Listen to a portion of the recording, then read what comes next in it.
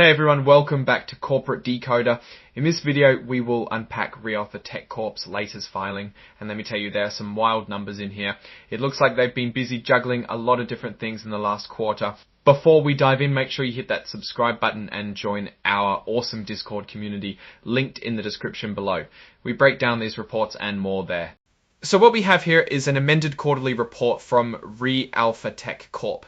They're a company that started with a focus on AI for real estate, but has been shifting its strategy. Think of them as trying to build a whole platform for buying homes using technology. They've also been making some acquisitions to bulk up their tech and services.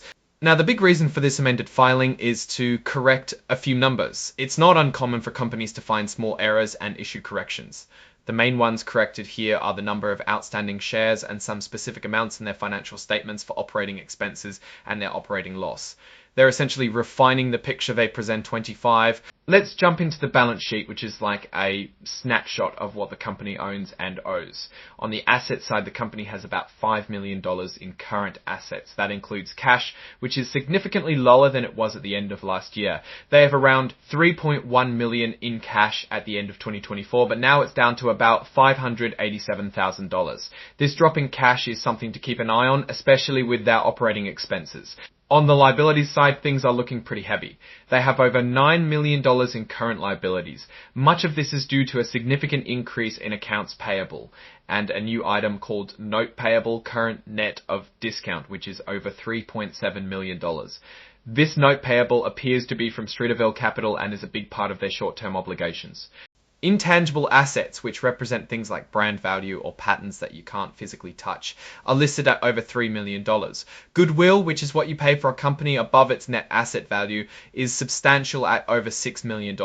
These numbers are a direct result of their acquisition strategy. Now for the income statement. This shows how profitable the company is. For the 3 months ending June 30, 2025, their total operating expenses were over $4.7 million. This is up from about $1.2 million in the same period last year. That's a huge jump. Their operating loss for the quarter was a significant $4 million. This means that even before accounting for things like interest and taxes, they spent way more than they earned through their core business operations. The 6-month operating loss is even steeper at over $6.5 million.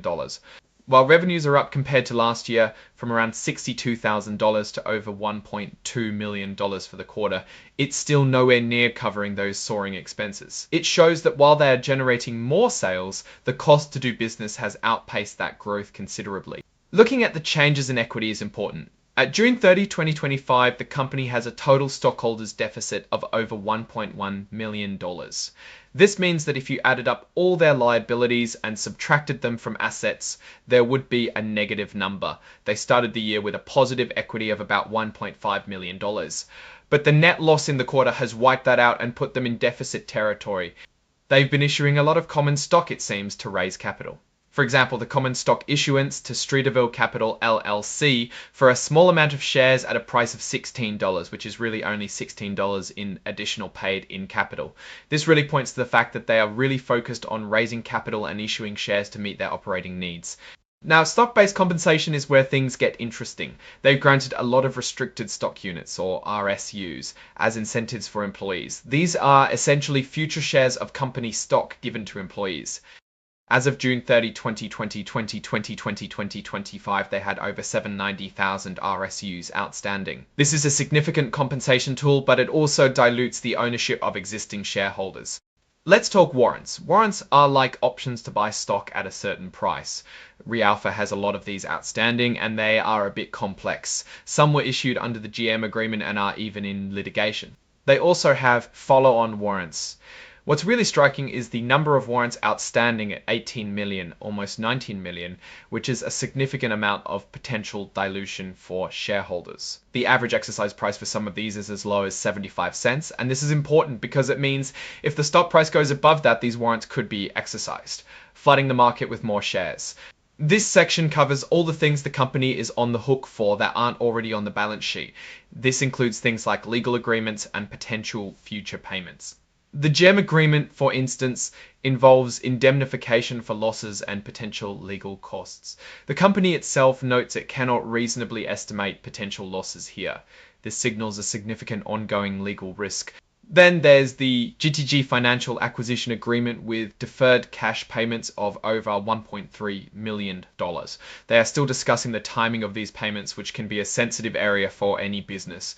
These are events that happened after the reporting period ended, but are important enough to mention. It looks like they've been busy raising more capital. They completed a public offering in July, raising about $2 million. They also issued warrants in this offering.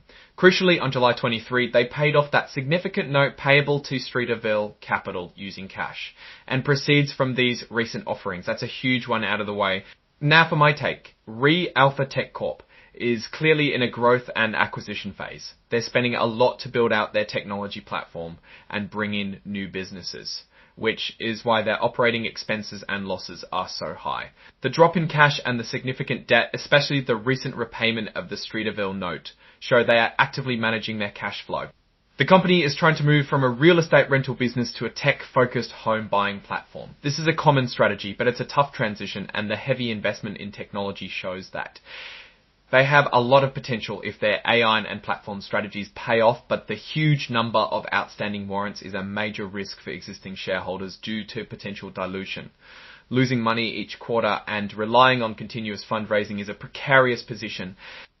A key strength is their stated strategy to use AI and an integrated approach to streamline home ownership. However, a major weakness is their current high burn rate and negative equity. The legal battles, particularly around the GM warrants, also represent a significant risk. In conclusion, reAlpha Tech Corp is a company in transition, betting heavily on technology and acquisitions.